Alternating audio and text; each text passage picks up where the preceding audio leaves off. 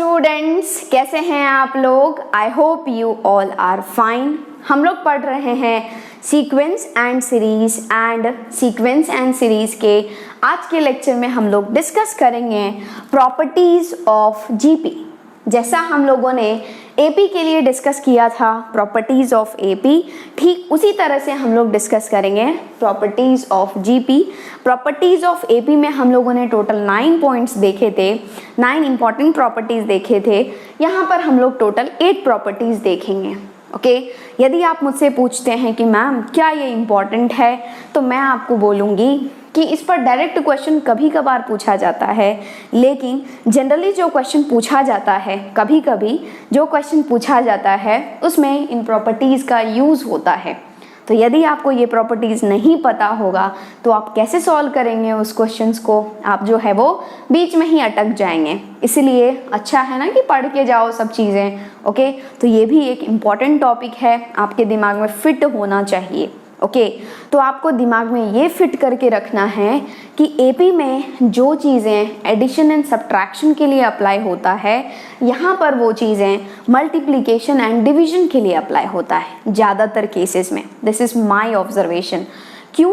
क्योंकि आपको पता है ना कि एपी में क्या होता है, डिफरेंस कांस्टेंट होता है, तो ऐड एंड सब्ट्रैक्ट करने पर कोई फ़र्क नहीं पड़ेगा। और यहाँ पर रेशियो कांस्टेंट होता है, तो मल्टीप्लाई एंड डिवाइड करने पर कोई फ़र्क नहीं पड़ेगा। ओके तो यहाँ पर क्या होता है, मल्टीप्लिकेशन एंड डिवीजन में वो चीज़ें अप्लाई होती है जो एपी में कहाँ पर अप्लाई होती थी, एडिशन एंड सब्ट्रैक्शन में। ओके तो हम लोग सब चीज़ों को देखते हैं वन बाय वन।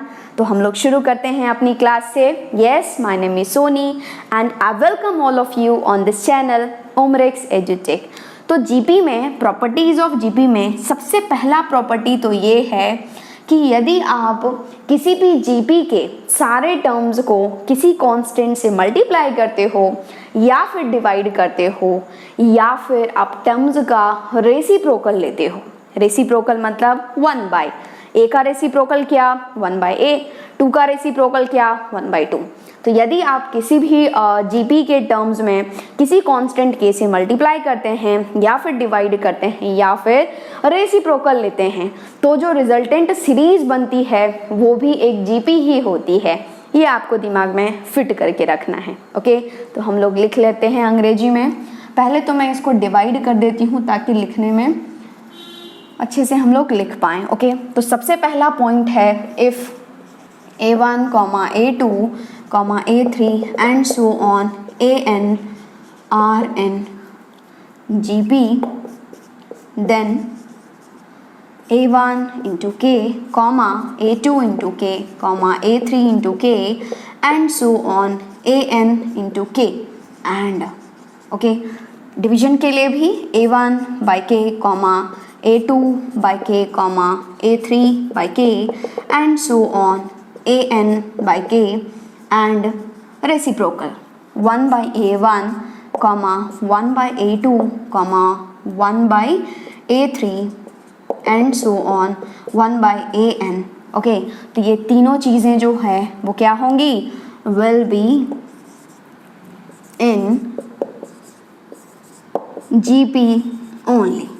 दिमाग में फिट हुआ, दिमाग में फिट कर लो। ओके तो जीपी का सेकंड प्रॉपर्टी ये है कि यदि आपके पास एक जीपी है, जनरल फार्मूला क्या, a1, a2, a3 and so on an, यदि आप लॉग लेते हैं हर एक टर्म्स का, कहने का मतलब log of a1, log of a2, log of a3 and so on log of an, तो ये जो सीरीज बन रही है log of a1, log of a2, log of a3 and so on log of an, ये होंगी AP में। Okay यदि टर्म्स जीपी में हैं तो उसका log क्या होगा, एपी में होगा। एंड इसका वाइस वर्सा भी ट्रू है, यदि log a1, log a2 and so on AP में है तो a1, a2, a3 क्या होंगी, जीपी में होंगी। ओके तो हम लोग इसको भी अंग्रेजी में लिख लेते हैं, that is if a1, a2, a3 and so on an is a GP of positive terms। यहाँ पर मैं पॉजिटिव क्यों लिख रही हूँ, क्योंकि यदि ये टर्म्स पॉजिटिव नहीं होंगी तो हम लोग तो लॉग ले ही नहीं पाएंगे। क्यों? क्योंकि लॉग को तो क्या पसंद है? पॉजिटिव चीज़ें। लॉग के अंदर केवल एंड केवल पॉजिटिव चीज़ें ही जा सकती है, इसीलिए यहाँ पर मैंने लिखा है पॉजिटिव टर्म्स। तो क्या है? If a1, a2, a3 and so on an is a GP of positive terms, then log a1, log a2, log a3 and so on, log an is an AP and vice versa। दिमाग में fit हुआ? Okay, यहाँ पर base कुछ भी हो सकता है, no need to worry about it. Okay, next है थर्ड प्रॉपर्टी। एंड आपको पता है क्या, हम लोगों ने एपी में एक बहुत ही इंपॉर्टेंट प्रॉपर्टी पढ़ा था, वो ये कि sum of equidistant term from beginning end remains constant. मतलब a1 प्लस an निकालो या फिर a2 प्लस an माइनस 1 निकालो या फिर a3 प्लस an माइनस 2 निकालो, सारे ही वैल्यूज क्या होंगे? बराबर होंगे, इक्वल होंगे। ओके, तो यहाँ पर भी ट्रू होता है वो, लेकिन वहाँ पर सम में था तो यहाँ पर किस में होगा? प्रोडक्ट में होगा। ओके, तो हम लोग इसको भी लिख लेते हैं, if a1, a2, a3 and so on an are in GP, then a1 into, देखो यहाँ पर a1 इंटू क्या हो जाएगा? an, a1 into an, this will be equals to a2 into, देखो लास्ट से second term an minus 1, isn't it? a2 into an minus 1, this is equals to a3 into an minus 2। Okay, equidistant term from beginning and उसका product क्या होगा? Constant, मतलब बराबर होंगे। Okay, and so on चलता जाएगा, this will be constant. अंग्रेजी में लिख ही देती हूँ मैं, क्या हो जाएगा? Product of equidistant term from beginning and remains constant। Okay, कैसे? देखो, मान लो आप दो ही ले रहे हो केवल, a1 इंटू an, हमें देखना है कि a1 इंटू an बराबर a2 इंटू an माइनस 1 होता है या नहीं। तो आपको पता है a1 जनरल फोटो क्या होता है GP का? a1 is a, first term हम लोग a कंसिडर करते हैं। an क्या होता है? a into r to the power n minus 1, तो ये हो जाएगा a r to the power n minus 1। और यदि हम लोग देखें a2 क्या होता है? a r। ओके, और an क्या? an माइनस 1 क्या हो जाएगा? a into r to the power n minus 1 minus 1, मतलब a into r to the power n minus 2, और a into a will be क्या? a स्क्वायर, और ये हो जाएगा r to the power n minus 1, this is equals to a into a is a square r to the power, यहाँ पर power कुछ भी नहीं है तो 1 है, एंड यहाँ पर मल्टीप्लाई हो रहा है एंड बेस सेम है तो पावर क्या हो जाएंगे? जुड़ जाएंगे। तो ये हो जाएगा n माइनस 2 प्लस 1, तो ये हो गया a square r to the power n minus 1, this is equals to a square r to the power n minus 1, minus 2 plus 1 will be minus 1। क्या ये दोनों चीज़ें बराबर है? यस, एब्सोल्युटली, और दोनों बराबर है। तो हम लोगों ने देख भी लिया कि a1 इंटू an जो होता है वही होता है a2 into an minus 1। And ये एक इम्पॉर्टेंट प्रॉपर्टी है GP के लिए भी, जैसे AP के लिए इंपॉर्टेंट प्रॉपर्टी था ये कि sum of equidistant term from beginning end remains constant, वैसे ही GP का भी एक इंपॉर्टेंट प्रॉपर्टी है, this is product of equidistant term from beginning end remains constant. आ गई बात समझ में? रिमेन्स कांस्टेंट का मतलब ये नहीं है कि वैल्यू कांस्टेंट होगा, क्या है? इक्वल होंगे। मतलब या क्या कि a1 इंटू an निकालो या फिर a2 इंटू an माइनस 1 निकालो या फिर a3 इंटू an माइनस 2 निकालो, सारे ही वैल्यूज क्या होंगे? बराबर होंगे। ओके, तो हम लोगों ने टोटल 3 प्रॉपर्टीज डिस्कस कर चुके हैं। नेक्स्ट 5 प्रॉपर्टीज और बाकी है जो हम लोग डिस्कस करते हैं। आप एक बार फटाफट से इसको नोट डाउन कर लो। नेक्स्ट 4th प्रॉपर्टी है GP का कि यदि आपके पास 2 GPs हैं, यदि आपके पास टू जीपीज हैं एंड आप दोनों जीपीज को मल्टीप्लाई कर रहे हो या फिर डिवाइड कर रहे हो, दो जीपीज को मल्टीप्लाई करने का क्या मतलब है, उनके कॉरस्पॉन्डिंग टर्म्स को आप मल्टीप्लाई कर रहे हो, या फिर दो जीपीज को डिवाइड करने का क्या मतलब है, उनके कॉरस्पॉन्डिंग टर्म्स को आप क्या कर रहे हो, डिवाइड कर रहे हो। तो जो रिजल्टेंट सीरीज बनती है ना, वो भी एक जीपी ही होती है। ये आपको दिमाग में फिट करके रखना है। देखो एपी के लिए क्या होता था कि जब हम लोग ऐड या सब्ट्रैक्ट करते थे तो जो सीरीज बनती थी वो एपी होती थी, और यहाँ पर क्या है कि दो जीपीज को मल्टीप्लाई करो या फिर डिवाइड करो तो जो रिजल्टेंट सीरीज बनती है वो भी एक क्या है, जीपी है। ओके, तो हम लोग लिख लेते हैं this is fourth point, and fourth point ये है if A1, A2, A3 and so on AN है एक GP number 1 and B1, B2, B3 and so on BN एक है GP number 2, then A1, B1, A2, B2, A3, B3 and so on AN, BN वो जो होंगी वो GP होंगी। And आप ये भी बोल सकते हो कि A1 by B1, A2 by B2, A3 by B3 and so on AN by BN वो भी एक GP ही होंगी। यहाँ पर हम लोगों ने क्या किया है, कॉरेस्पॉन्डिंग टर्म्स को क्या किया है, मल्टीप्लाई कर दिया है। यहाँ पर हम लोगों ने क्या किया है, कॉरेस्पॉन्डिंग टर्म्स को डिवाइड कर दिया है। ओके, तो हम लोग इसको भी अंग्रेजी में लिख लेते हैं, product of two GPs and ratio, हम लोग डिवीजन को क्या बोलते हैं, रेशियो ना, ratio of two GPs are also a GP। ओके, ये आपको दिमाग में फिट करना है, कुछ पॉइंट्स हैं जो आपको पता होना चाहिए। नेक्स्ट है fifth property, and fifth property ठीक वही है जो हम लोगों ने डिस्कस किया था एपी में। मैंने आपको बताया था कि जब कभी भी आपको मानने की ज़रूरत पड़े एपी को, एपी के 3 टर्म्स को मानने की ज़रूरत पड़े, एपी के 4 टर्म्स को मानने की ज़रूरत पड़े, एपी के 5 टर्म्स को, एपी के 6 टर्म्स को मानने की ज़रूरत पड़े, तो आप किस तरीके से मानोगे। एंड यूजुअली तब आप मानोगे जब उन टर्म्स के सम की बात हो रही हो, एडिशन की बात हो रही हो। तो यहाँ पर भी हम लोग क्या करेंगे, जीपी के टर्म्स को मानेंगे ठीक उसी तरह से जिस तरह से हम लोगों ने माना था, लेकिन यहाँ पर हम लोग तब मानेंगे जब इनके प्रोडक्ट की बात हो रहे हो, मल्टीप्लिकेशन की बात हो रहे हो। ओके, तो जब कभी भी आपको 3 टर्म्स मानना है किसी भी जीपी का, तो क्या हो जाएगा, A/R, AAR लिख लेते हैं हम लोग। नेक्स्ट है अज्यूमिंग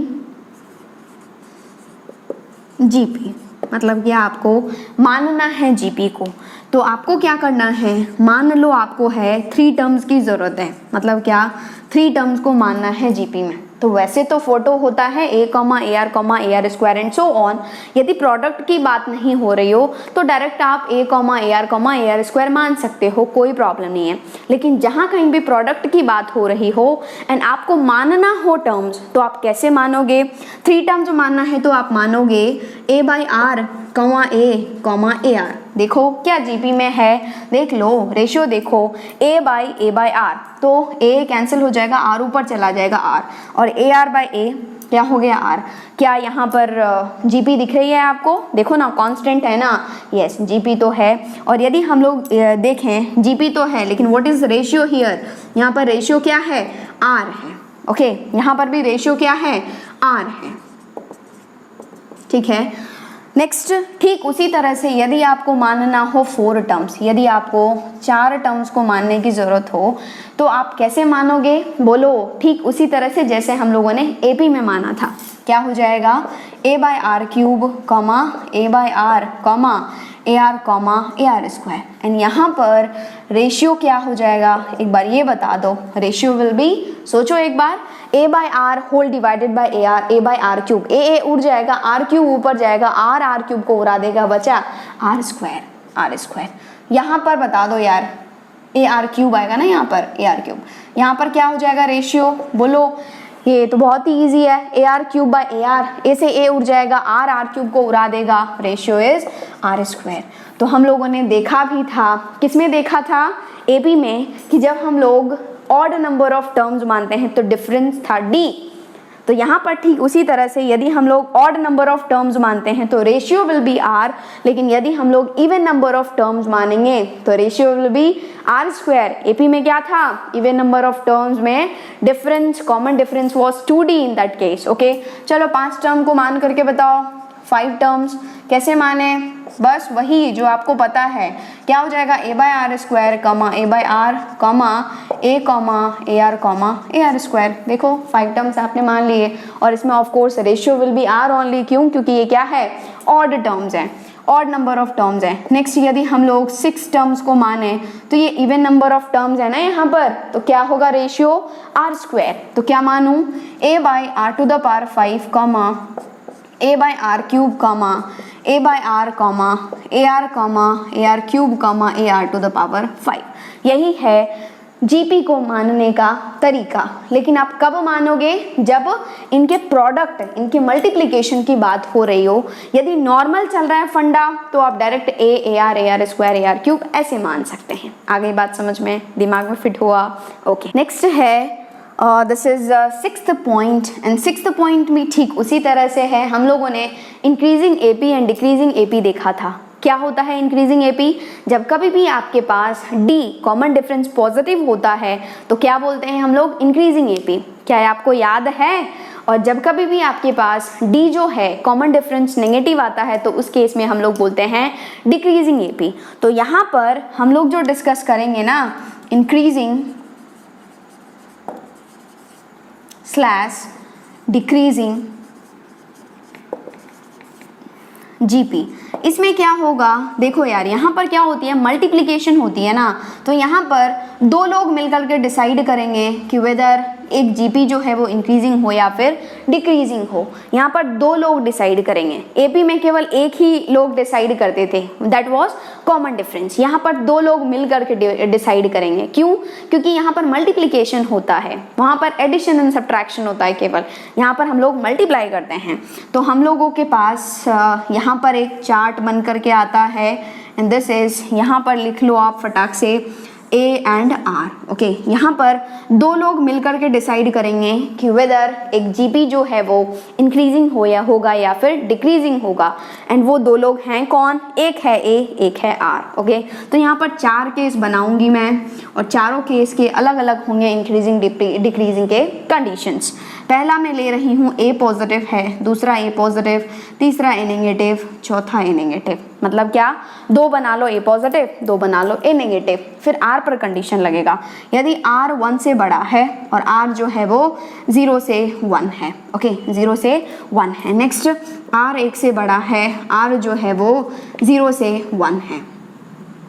तो हमेशा ध्यान रखना, जब कभी भी आपके पास a जो है वो पॉजिटिव है एंड r जो है वो ग्रेटर देन 1 है, 1 से बड़ा है, तो हमेशा जो है वो इंक्रीजिंग जीपी बनती है। इंक्रीजिंग को हम लोग जो है वो ऐसे एरो, ऊपर की तरफ एरो से दिखाते हैं। ओके, मैं आपको 12th क्लास में पढ़ाऊंगी एप्लीकेशन ऑफ डेरिवेटिव्स, उसमें मैं आपको बताऊंगी इंक्रीजिंग एंड डिक्रीजिंग फंक्शन। उसको हम लोग ऐसे ही रिप्रेजेंट करते हैं। इंक्रीजिंग मतलब ऊपर की तरफ एरो, डिक्रीजिंग मतलब नीचे की तरफ एरो। इंक्रीजिंग मतलब चीज़ें बढ़ती जाएंगी, डिक्रीजिंग मतलब चीज़ें घटती जाएंगी, ये तो आपको पता ही है। तो यहाँ पर देखो, यदि a positive and r greater than 1 है तो इंक्रीजिंग जीपी, यदि यहाँ पर a पॉजिटिव है एंड r 0 से 1 है तो डिक्रीजिंग जीपी होती है। ओके, यदि आपके पास a नेगेटिव है, r 1 से बड़ा है तो डिक्रीजिंग जीपी होती है। ओके, और यदि a जो है वो लेस देन 0 है और r जो है वो 0 से 1 में है तो डिक्रीजिंग जीपी इंक्रीजिंग जीपी होती है। ओके, ये चार्ट जो है वो आपके दिमाग में फिट होना चाहिए। कैसे याद रखोगे, यदि इनइक्वालिटी सेम होता है ना तो इंक्रीजिंग, यदि इनइक्वालिटी अपोजिट होता है तो डिक्रीजिंग। यहाँ पर a positive, r greater than 1 increasing, यहाँ पर a negative, r less than 1 मतलब 0 से बड़ा, तो क्या इंक्रीजिंग। और इन अदरवाइज क्या हो जाएगा, डिक्रीजिंग। आ गई बात समझ में, दिमाग में फिट हुआ? क्या ये चीज़ें डिफ़िकल्ट है क्या? बिल्कुल भी नहीं। आप आराम से रख लो यार, स्टोरी की तरह, कहानी की तरह दिमाग में फिट कर लो, वो ऐसे ऐसे होता है।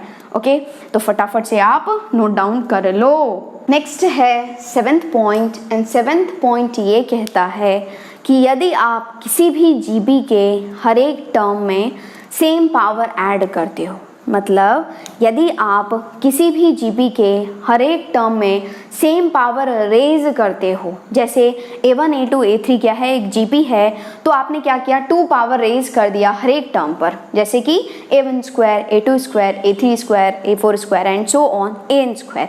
तो ये जो सीरीज होगी ना, वो भी एक जीपी ही होगी, ये आपको दिमाग में फिट करके रखना है। ओके, तो हम लोग इसको क्या कर लेते हैं, अंग्रेजी में लिख लेते हैं। And this is if each term of a GP be raised to the same power, okay, then resulting sequence is also a GP। कहने का मतलब ये कि यदि आप किसी भी जीपी के हर एक टर्म पर सेम पावर रेज करते हो, तो वो जो सीक्वेंस होता है that is also a GP. दिमाग में फिट करके रखना है। ओके, लास्ट पॉइंट है, लास्ट पॉइंट वही होगा जो हम लोगों ने एपी में लास्ट में पढ़ा था। बिल्कुल लास्ट पॉइंट क्या था, यदि ABC AP में होते हैं तो what is the condition for that, 2B equals to A plus C। तो यहाँ पर यदि ABC 3 नंबर्स हैं जो कि GB में हैं, तो condition is B square equals to AC। Okay, तो हम लोग लिख लेते हैं if A, B, C are in GP then B square equals to AC। ये कंडीशन तो बिल्कुल रट डालो, बहुत काम का है। ओके, कैसे, if ABC are in GP तो B स्क्वायर बराबर AC होता है। यदि ABC AP में है तो कंडीशन है 2B equals to A plus C। कैसे कैसे कैसे एक बार देख ही लो। फॉर एग्जाम्पल आप एक काम करो, आप जो है वो मान लो कि आपके पास ये 3 नंबर्स ABC जो हैं वो GP में हैं, तो आप क्या मानोगे, इसको A मान लो, इसको AR मान लो, इसको जो है वो AR स्क्वायर मान लो। एंड आपको ये देखना है ना B स्क्वायर बराबर AC आ रहा है कि नहीं आ रहा है। तो B स्क्वायर मतलब AR का होल स्क्वायर बराबर A इंटू AR स्क्वायर, और AR का होल स्क्वायर है तो आप इस स्क्वायर को दोनों पर चिपकाओगे ना, तो क्या हो जाएगा, A square into R square, this is equals to A into A is A square, और ये हो जाएगा R स्क्वायर। क्या A स्क्वायर R स्क्वायर बराबर A स्क्वायर R स्क्वायर होता है? बिल्कुल, हमेशा एंड हमेशा। तो ये क्या है, ट्रू है। तो ध्यान रख लो कि यदि ABC जो है वो GP में है तो what is the condition for that, B square equals to AC, and यदि AP में है तो 2B equals to A plus C। Okay, तो हम लोगों ने टोटल 8 पॉइंट्स जो है वो डिस्कस कर लिए हैं। अब हम करते हैं बहुत ही अच्छे अच्छे क्वेश्चंस। तो सबसे पहला क्वेश्चन मैं ले रही हूँ, if x, 2x plus 2, 3x plus 3 are in GP, then find its fourth term। Option भी दे ही दूँ, चलो ऑप्शन दे देती हूँ। -27/2 दे देती हूँ, Bombay is -27, Calcutta is 27/2 and Delhi is 27/2। कैसे करें, सोचो एक बार, वीडियो पॉज करके ट्राई करो। देखो दिया हुआ है x, 2x plus 2, 3x plus 3 जो हैं वो क्या हैं, GP में हैं। और यदि GP में है तो मान लो ये क्या है A, मान लो ये क्या है B, मान लो ये क्या है C, and 3 numbers ABC GP में हैं, तो क्या कंडीशन है, B स्क्वायर बराबर A into C, that's all. तो B स्क्वायर क्या हो जाएगा, 3x प्लस 3 होल स्क्वायर बराबर A क्या है यहाँ पर x, C क्या है यहाँ पर 3x प्लस 3। आपको चाहिए क्या, फोर्थ टर्म, आपको चाहिए फोर्थ टर्म, मतलब आपको T4 चाहिए, और T4 तो क्या होगा, AR³ ही होगा ना। यहाँ पर ना तो A ही पता है ना ही R पता है, क्यों, क्योंकि यदि आपके पास X आ गया तो अपने आप ही A भी आ जाएगा, अपने आप ही R भी हो जाएगा। तो X कहाँ से निकालोगे, यहाँ से, इसको सॉल्व करो, X का वैल्यू निकालो। यार B इज 2x + 2 ना, तो यहाँ पर होना चाहिए 2x + 2, isn't it? 2x + 2 whole square बराबर x × 3x + 3। अब सिंप्लीफाई करो, यहाँ पर डायरेक्ट दिखेगा ये a + b का होल स्क्वायर है, खोल दो, क्या हो जाएगा, a² which is 4x² + b² which is 4 + 2ab मतलब 2 × 2 will be 4, 4 × 2 will be 8x, and this is equals to, इन x को जो है वो दोनों में बांट दो, तो जब आप बांटोगे तो 3x × x will be 3x² + 3x, isn't it? अब एक काम करो, राइट हैंड साइड के सारे टर्म्स को लेफ्ट हैंड साइड ले आओ इज्जत के साथ। तो यहाँ पर 4x² है, ये 3x² लेफ्ट आएगा, सब्ट्रैक्ट होगा ना, साइन चेंज होगा, तो 4x² - 3x² will be x², और यहाँ पर 8x, यहाँ पर +3x है, आएगा -3x हो जाएगा, this will B give you +5x, 8x - 3x will be 5x, और यहाँ पर +4 तो बैठा है ही, इसका कुछ नहीं कर सकते, this is equals to 0, and ये बन गया क्वाड्रेटिक। क्वाड्रेटिक के रूट्स निकालने हैं तो या तो फैक्टराइज कर लो या फिर शॉर्ट ट्रिक से निकाल लो। चलो आपकी इच्छा है तो मैं फैक्टराइज कर देती हूँ, 4 × x² विल बी 4x², बीच वाले को ऐसे तोड़ो कि टूट जाए, एंड टूटे इस तरह से कि दोनों का मल्टीप्लिकेशन आ जाए 4x² एंड एडिशन आ जाए 5x। कैसे तोड़ू, 4x, x, ओके, तो ये क्या हो जाएगा, x² + 4x + x + 4 बराबर 0, इन दोनों से कॉमन आ जाएगा x, ले लो, क्या बचेगा, x + 4, इन दोनों से कॉमन आ जाएगा +1, x + 4 this is equals to 0, इन दोनों से कॉमन आ जाएगा x + 4, ले ही लो कॉमन, बचा क्या, x + 1 बराबर 0, एंड दो चीज़ का प्रोडक्ट 0 है, या तो ये 0 हो जाए या फिर ये 0 हो जाए। जिस दिन ये 0 होगा दे देगा x बराबर -4, जिस दिन ये 0 होगा दे देगा x बराबर -1। अब आप देखो आपको क्या एक्सेप्ट करना है, ओके।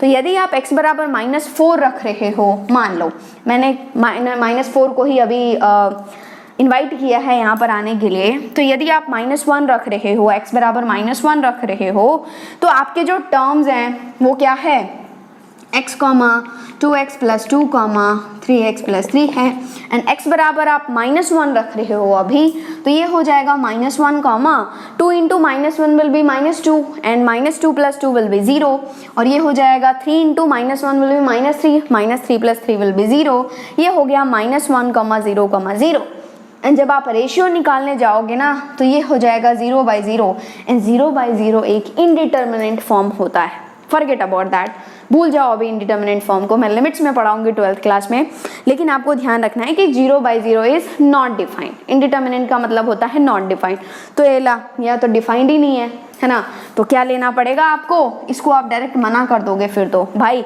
मैं x बराबर -1 रख रहा हूँ तो अनडिफाइंड हो रहा है, तो क्या करें, -4 पर कूदोगे, जब x बराबर -4 रखोगे तो आपके टर्म्स आ जाएंगे x, 2x + 2, 3x + 3, x बराबर -4 रखोगे तो ये हो जाएगा -4, 2 × -4 will be -8 + 2 will B -6, 3 × -4 -12 + 3 will B -9, बिल्कुल। अब ये तो फर्स्ट टर्म आ ही गया, r निकालना है, रेशियो फाइंड कर लो, -6/-4, माइनस तो उड़ा ही देगा, बचेगा 3/2, आ गई बात समझ में, -6/-4, माइनस उड़ जाएगा, 2 से भी उड़ा दो तो ये हो जाएगा 3/2।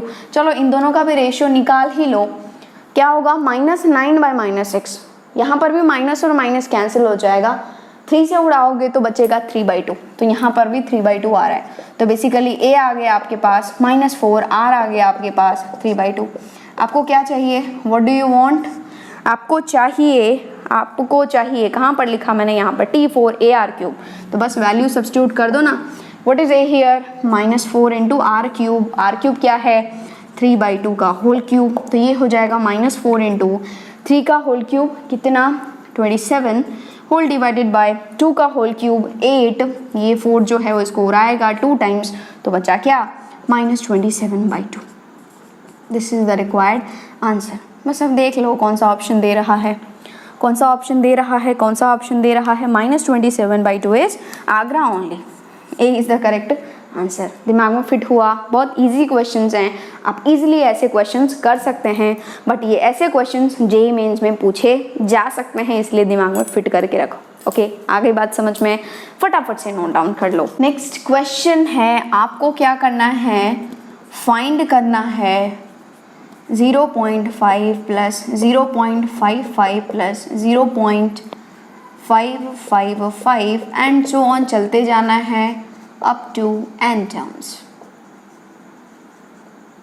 आपको ऐसे फाइंड करना है, same as it is question जो है वो जेईई मेन 2013 में भी पूछा गया था। यहाँ पर था 0.7, 0.77, 0.777 एंड सो ऑन। ओके, तो वैसे तो हम लोग ऐसे पैटर्न के क्वेश्चंस कर चुके हैं, जैसे लास्ट लेक्चर में 2 क्वेश्चन सॉल्व किए थे, बट मैंने सोचा यहाँ पर डेसिमल है तो आप फिर कंफ्यूज आ जाओगे कि मैम कैसे जाना है, तो इट्स बेटर कि हम लोग डिस्कस कर लें। तो यहाँ पर आपको क्या करना है, 0.5 plus 0.55 plus 0.555 and so on up to n terms जाना है। इन सम का क्या निकालना है, सम निकालना है, इजंट इट। तो यदि आपको सम निकालना है तो ये पैटर्न तो आपको आता है, हम लोग क्या करते हैं 999 बनाने की कोशिश करते हैं, तो हम लोग सेम चीज़ यहाँ पर भी करेंगे। पहले तो 5 कॉमन ले लेंगे, जैसे ही 5 कॉमन ले लेंगे ये बन जाएगा 0.1 plus 0.11 plus 0.111 and so on. Okay, तो जब हम लोगों ने 5 कॉमन ले लिया तो ये आ गया। फिर आप सोचोगे कि मैम यदि यहाँ पर 9 रहता तो अच्छा रहता, लेकिन है नहीं, तो क्या करें, अपने घर से ऐड कर दो एंड वापस ले लो। तो जब आप अपने घर से दोगे तो ये हो जाएगा 5 × 9/9। ओके, ये हो गया 0.1 plus 0.11 plus 0.111 and so on चलता जाएगा। अब एक काम करोगे आप, ये जो 9 सुंदर सा बैठा है इसको सब में बांट दोगे, इसी के लिए तो हमने मल्टीप्लाई ही किया है, सब में बांटोगे तो ये हो जाएगा 5, ये बचा ही है 5/9, ये हो गया 0.9 plus 0.99 plus 0.999 and so on चलता रहेगा। ओके, कोई दिक्कत नहीं है। अब फिर आप सोचोगे कि कैसे लिखें इसको, तो 0.9 can be written as 1 minus 0.1। कोई दिक्कत है क्या, देख लो सब्ट्रैक्ट करके, क्या 0.9 आ रहा है, यस, बहुत अच्छी बात है। नेक्स्ट 0.99 जो है उसको मैं क्या लिख सकती हूँ, थोड़ा सोचो, 1 माइनस 0.01। क्या सही है? देखो जब आप सब्ट्रैक्ट करोगे तो 0 में से 10 में से 1 जाएगा 9, यहाँ पर जब वो ले लेगा इससे वापस तो 9 हो जाएगा, तो 0.99। ठीक इसी तरह से मैं इसको क्या लिख सकती हूँ, 1 माइनस 0.001 एंड सो ऑन चलता जाएगा। ओके, इन टर्म्स को देख लो, फिर एन टर्म अपने आप लिख दोगे, इसलिए मैं छोड़ रही हूँ। ओके, देखो ये 5/9 है, यहाँ पर देखो ये है 1 1 1 एंड सो ऑन 1। तो आप एक काम करो ना, सेम चीज़ों को एक साथ लिखो, तो ये हो जाएगा 1 + 1 + 1 + 1 एंड सो ऑन। टोटल कितने टर्म्स हैं यहाँ पर, टोटल कितने टर्म्स हैं, देखो ना, अप टू n टर्म्स जाना है ना, n टर्म्स है, तो यहाँ पर आप 1 जो है वो कितने टाइम्स लिखोगे, 1 1 1 1 1। हर एक टर्म से एक 1 आएगा ना कॉमन, देखो फर्स्ट टर्म से 1 आया, सेकंड टर्म से 1 आया, थर्ड टर्म से 1 आया and so on, nth term से भी 1 आएगा। तो टोटल कितने टाइम्स आपने लिखा है, n टाइम्स लिखा है। ओके, बहुत अच्छी बात है। फिर ये जो -0.1 -0.01 -0.001 लिखा है आपने, उसमें से माइनस कॉमन ले लो, एंड जब आप माइनस कॉमन लोगे तो क्या बचेगा यहाँ पर, 0.1 plus 0.01 plus 0.001 isn't it, and so on चलता जाएगा। ओके, चलो ये भी अच्छी बात है। इट हैज़ बिकम 5/9 इंटू यहाँ पर 1 + 1 + 1 n टाइम्स, क्या हो जाएगा, n। हम लोग बहुत बार डिस्कस कर चुके हैं ऐसी चीज़ें।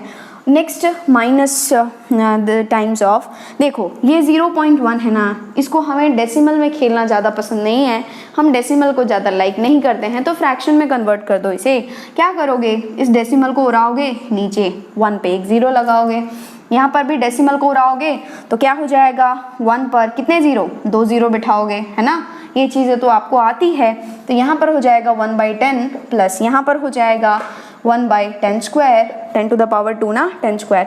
ठीक इसी तरह से यहाँ पर क्या हो जाएगा 1/10 क्यूब एंड सो ऑन चलता जाएगा। अब आप होशियार हैं, आप मुझे अब nth टर्म भी बता सकते हैं कि n टर्म से क्या आया होगा। फर्स्ट टर्म से 0.1 आया था जो कि है 1/10, सेकेंड टर्म से 1/10 to the power 2, third term से 1/10 टू द पावर 3, तो nth टर्म से क्या आया होगा 1/10 टू द पावर n। कोई दिक्कत नहीं है, पक्का। बस अब तो आप आ ही चुके हैं, पहुंच गए आप। 5/9 इंटू n माइनस, ये क्या लग रहा है आपको, क्या जीपी है ये? एक बार चेक करो, यहाँ पर रेशियो निकालो। 1/100/1/10, 10 ऊपर जाएगा, 10 एक 0 उड़ाएगा, दिस इज 1/10 बचेगा। आ गई बात समझ में? 1/10 क्यूब बाई 1/10 स्क्वायर, सेम 1/10 बचेगा एंड सो ऑन। तो ये देखो ना, कांस्टेंट आ गए ना, वैल्यूज बराबर आ गए, मतलब जीपी में है। तो बस ये क्या है, सम है ना, समेशन है कितने टर्म्स का, n टर्म्स का। फॉर्मूला लगाओ, क्या हो जाता है, a इज 1/10 इंटू, आप r to the power n minus 1/r-1 भी लगा सकते हैं, 1 minus r to the power n/1 minus r भी लगा सकते हैं, केवल ऊपर से नीचे से माइनस कॉमन लेकर के एडजस्ट करना है। तो ये हो जाएगा 1 minus r which is 1/10 whole to the power n whole divided by 1 minus 1/r which is 1/10। आ गई बात समझ में? बस या तो यहाँ पर छोड़ो या फिर सब्जेक्टिव है तो पूरे आगे तक जाओ, बिल्कुल सिंप्लीफाई कर दो सब चीज़ों को। एंड यदि ऑब्जेक्टिव है तो ऑप्शन से देख लो कहाँ पर रोकना है, ऑप्शन को चेक कर लो।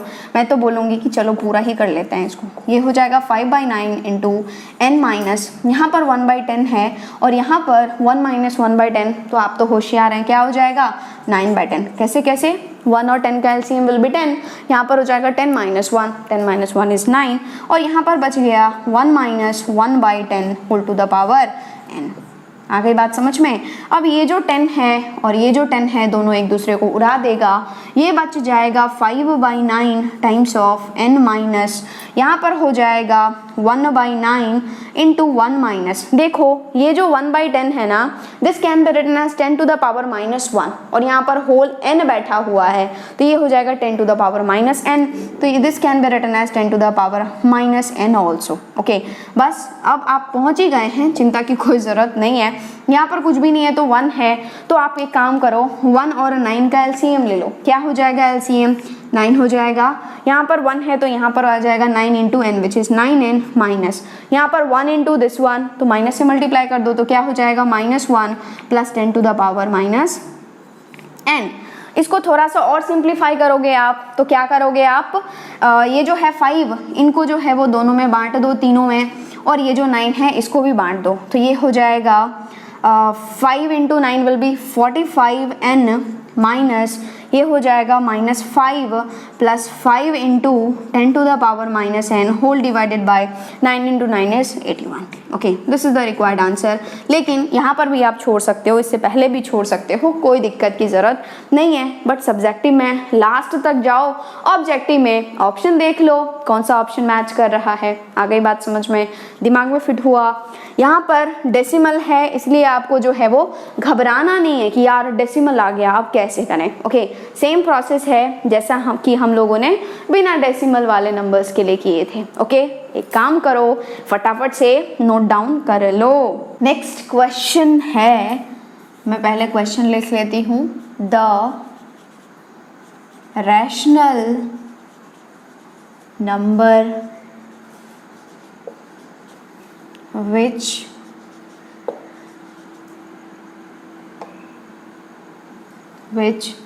equals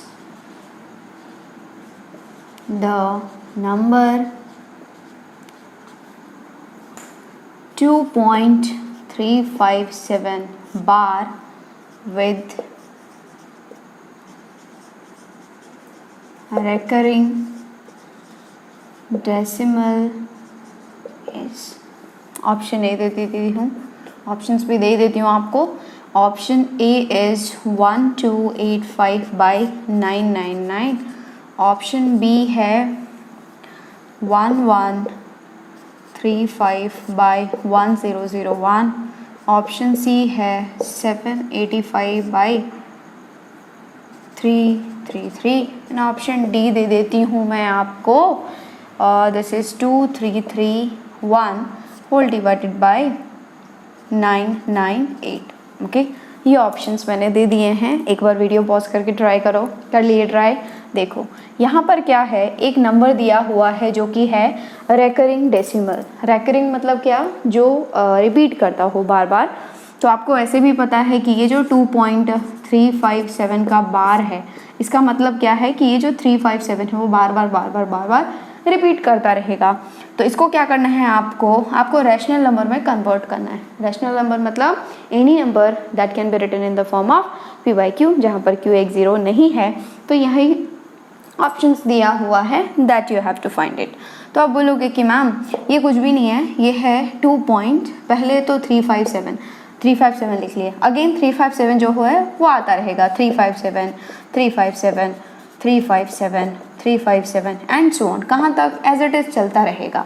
ओके, तो इसको कैसे करना है थोड़ा सोचोगे आप, तो इसको कैसे लिख सकते हो, इसी नंबर को आप एक और तरीके से लिख सकते हो, दिस इज 2 प्लस, यदि मैं केवल इसको लूँ अभी तो 2 प्लस 0.357 मैंने ले लिया। ओके, प्लस अब मैंने यहाँ पर 2.357 की बात कर ली है। देखो जब मैं ऐड करूँगी तो ये आ जाएगा 2.357।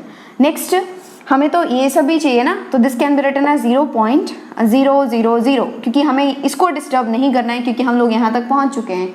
अब क्या बचा, ये 357 प्लस, नेक्स्ट बोलो, अब हमें ये भी मिल चुका है, अब हमें यहाँ तक मिल गया है। अब next we are talking about this one, तो क्या हो जाएगा 0.0000000, क्योंकि इसको भी डिस्टर्ब नहीं करना है, 357 एंड सो ऑन चलता जाएगा इनफाइनाइट तक। बस अब क्या है, इस 2 को तो ऐसे ही रहने दो एक्सक्लूडेड, और ये जो है वो this can be written as, यदि हम लोग डेसिमल को हटाएं तो नीचे कितने जीरो लगेंगे, 1 2 3, तो एक पर 3 जीरो लगाओगे तो ये हो जाएगा 357 होल डिवाइडेड बाय 1000 प्लस, यहाँ पर क्या हो जाएगा, फिर से यहाँ पर भी डेसिमल हटाओगे तो ये हो जाएगा 357 बाई कितने जीरो लगाऊं, 1 2 3 4 5 6, मतलब 10 to the power 6 plus 357 whole divided by 10 to the power 9 and so on चलता रहेगा, कहाँ तक, इनफाइनाइट तक चलता रहेगा।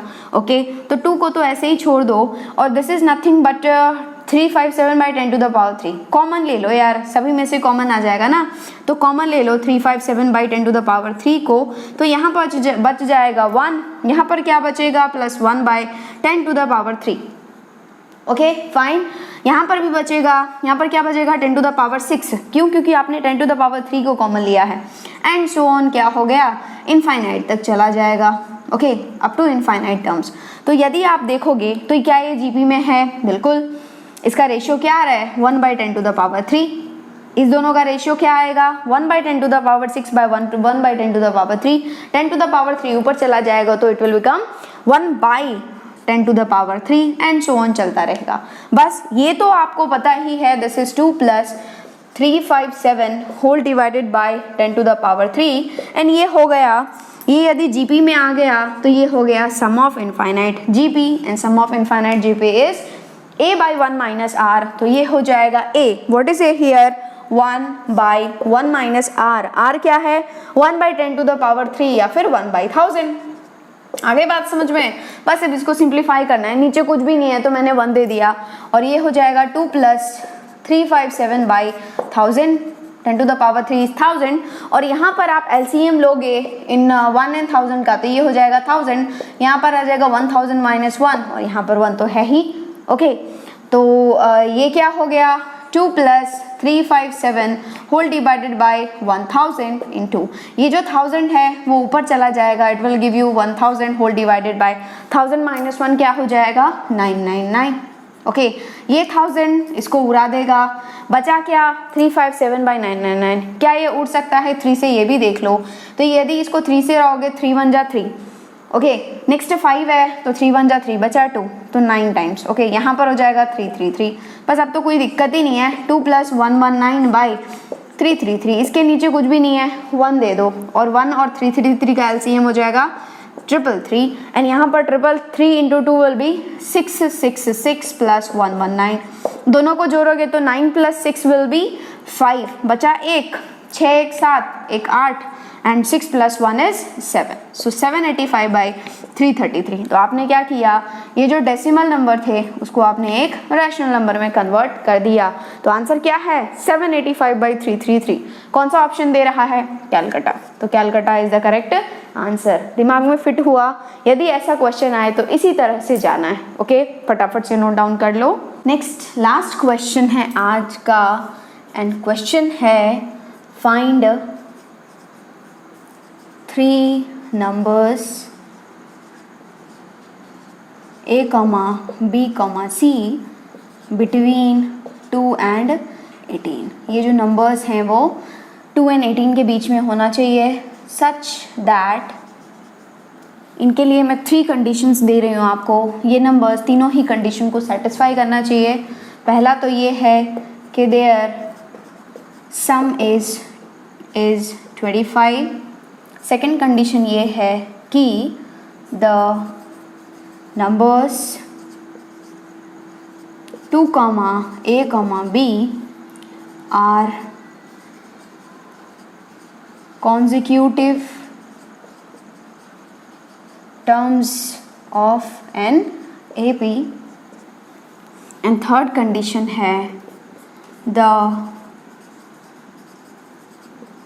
numbers B, C, 18 are consecutive terms of a GP। Okay, तो क्या है आपके पास दिया हुआ है, आपको फाइंड करना है 3 नंबर्स जो कि 2 and 18 के बीच में ही आएंगे, एंड जिनका सम क्या है 25 है। तो कंडीशंस लिखते जाओ। सम क्या है 25, मतलब A + B + C जो है वो 25 है, मान लो पहला रिलेशन है। दूसरा दिया हुआ है कि 2A और B जो है वो AP में है, तो आपको पता है ना कि मिडिल का जो डबल होगा वो इन दोनों के सम के बराबर होगा, मतलब 2A = 2 + B, isn't it? दूसरा कंडीशन। तीसरा क्या है, B, C, 18 जो है वो GP के टर्म्स हैं, तो मिडिल का जो स्क्वायर होगा, मतलब C² = B × 18 या फिर 18 × B। ओके, ये 3 कंडीशंस हैं। देखो 3 रिलेशन दिया हुआ है, आपको 3 नंबर्स मतलब 3 वेरिएबल्स फाइंड करने हैं आपको ABC, एंड 3 रिलेशन दिया हुआ है, आप आराम से निकाल सकते हो, कोई प्रॉब्लम बात।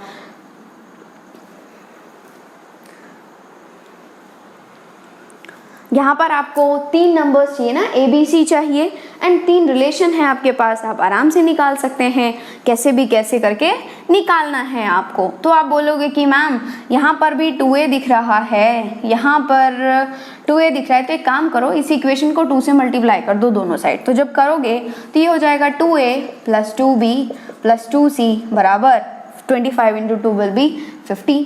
क्या किया हमने, फर्स्ट इक्वेशन को 2 से मल्टीप्लाई किया, left hand side and right hand side. अब 2A जहाँ पर है उसकी जगह आप 2 + B लिख सकते हो, तो 2A के जगह पर 2 + B रख दो, यहाँ पर हमने रख दिया, + 2B + 2C, this is equals to 50। Next इसको थोड़ा सा सुंदर बना लो, this is B + 2B will be 3B + 2C, this is equals to 50 - 2 will be 48, या फिर 3B की बात करें तो 3B आ जाएगा 48 - 2C। ओके, ये भी आ गया आपके पास रिलेशन, बहुत ही अच्छी बात है। नेक्स्ट यहाँ पर दिया हुआ है C² = 18 × B, एंड आपको 3B का वैल्यू पता है, तो क्या करोगे आप, C² = 3 टाइम्स ऑफ B रखोगे, यहाँ पर क्या करें कि 18B आ जाए, तो मैंने सुंदर में लिख दिया क्या, 3B × 6। ओके, तो यहाँ पर आ गया C² = 6 × 3B, 3B की जगह आप ये भी रख सकते हो, विच इज 48 - 2C। बस अब क्या है, कोई एक रिलेशन आ गया ना कंप्लीटली इन C, बस C आ जाएगा तो A अपने आप आ जाएगा, B अपने आप आ जाएगा। तो इसको थोड़ा सा सुंदर बनाओगे तो C² = 6 को इन दोनों में बांटोगे तो क्या हो जाएगा, 48 × 6 कर दो, 8 × 6 विल बी 48, बचा 4, and 6 × 4 will be 24 + 4 will be 28, 288 - 12C। थोड़ा सा और सुंदर बनाओगे, इन सारे टर्म्स को लाओगे लेफ्ट साइड, तो ये हो जाएगा C² + 12C - 288 = 0। इनके क्या करने हैं, फैक्टर्स करने हैं। ओके, तो या तो आप फैक्टराइज कर लो या फिर श्रीधराचार्य फार्मूला लगा दो, फॉर्मूला ही लगा दो यार, कभी कभी फॉर्मूला को भी याद करना चाहिए, क्यों नहीं, है ना। तो ये होता है -b, तो -12 plus minus under root b square which is 12 whole square 144 -4ac, मतलब क्या -4 इंटू 1 इंटू दिस माइनस, तो ये तो हो जाएगा प्लस। कैलकुलेशन में तो आप माहिर हो ही। 4 into 288 whole divided by 2 into a क्या है यहाँ पर 1 है। अब थोड़ा सा और इसको सिंप्लीफाई कर दो, -12 plus minus under root of this is 144 plus, इसको कर दो मल्टीप्लाई, 8 इंटू 4 विल बी 32 बचा 3, 8 into 4 is 32 plus 3 will be 35 तो बचा 3, 4 into 2 is 8, 8 plus 3 is 11 whole divided by 2 into 1 is 2, तो c बराबर आ गया -12 plus minus under root of, जोड़ दो इनको, तो ये हो जाएगा 6, ये हो जाएगा 5 प्लस 4 इज 9, यहाँ पर हो जाएगा 12, 1296 बाई 2। एंड यदि आपको पता हो अंडर रूट 1296 कितना होता है 36, तो -12 plus minus 36 whole divided by 2। And ये जो नंबर्स हैं वो 2 and 18 के बीच में ही लाई कर रहे हैं, तो नेगेटिव तो लोगे नहीं, क्या लोगे, पॉजिटिव। क्यों नेगेटिव नहीं लेंगे, क्योंकि नेगेटिव आ जाएगा, but negative we don't have to take, why, because it lies in between 2 and 18। तो ये हो गया -12 plus 36 whole divided by 2, 36 minus 12 is 24 by 2 will be 12, तो सी आपके पास आ गया क्या 12, और सी जैसे ही आ गया तो बी भी अपने आप आ गया, क्यों, क्योंकि 3b बराबर 48 माइनस 2c मतलब 12 इंटू कितना 2, कितना हो जाएगा 24, तो 3b बराबर आ गया 48 माइनस 24 इज आई थिंक 24, और 3 कैसे काटेगा 8 टाइम्स ना, तो ये आ गया b बराबर आ गया 8। Wow, next you have to find a, तो a फाइंड करने के लिए क्या करोगे, सब b और c को जो है फर्स्ट में डाल दोगे, तो a plus b is 8 plus 12 बराबर 25, तो a प्लस 20 बराबर 25, तो a बराबर क्या आ गया 25 माइनस 20 विच इज 5, तो बस आ ही गए ना, आपको फाइंड करने थे नंबर्स, तो क्या आ गया a बराबर आ गया 5, b बराबर आ गया 8, c बराबर आ गया 12। This is the required answer. Difficult है क्या, बिल्कुल भी डिफिकल्ट नहीं है, एक बार आप ट्राई करो, आप आराम से कर सकते हो, ठीक है, कुछ भी डिफिकल्ट नहीं है इसमें। क्या डिफिकल्ट है, कुछ भी डिफिकल्ट नहीं है, क्यों, क्योंकि बस सिंप्लीफाई ही तो करना है यार, सिंप्लीफाई करो आंसर पाओ। ओके, फटाफट से नोट डाउन कर लो। तो आज हम लोगों ने डिस्कस किया प्रॉपर्टीज ऑफ जीपी, जो कि इम्पॉर्टेंट है, कभी कभी क्वेश्चन आ जाता है एंड क्वेश्चंस के बीच में इनका यूज होता है, इसलिए आपको पता होना चाहिए। ओके, नेक्स्ट लेक्चर में हम लोग डिस्कस करेंगे जीएम, ज्योमेट्रिक मीन। जैसे हम लोगों ने एपी डिस्कस किया है, बिल्कुल इसी तरह से हम लोग जीबी डिस्कस करेंगे एंड बिल्कुल सेम तरीके से एचपी डिस्कस करेंगे। आगे बात समझ में। आज के लेक्चर के बाद आपको सॉल्व करना है सीक्वेंस एंड सीरीज का डीपीपी नंबर 6। कहाँ से मिलेगा, वेबसाइट से, लिंक आपको नीचे डिस्क्रिप्शन बॉक्स में मिल जाएगा। आप जाएंगे omrixedutech.com पर, वहाँ पर आप जाएंगे IIT JEE सेक्शन में डीपीपी मिल जाएगा, बहुत अच्छे क्वेश्चंस हैं उसमें, आप ज़रूर उसको एक बार सॉल्व करो। Okay, thank you and all the best.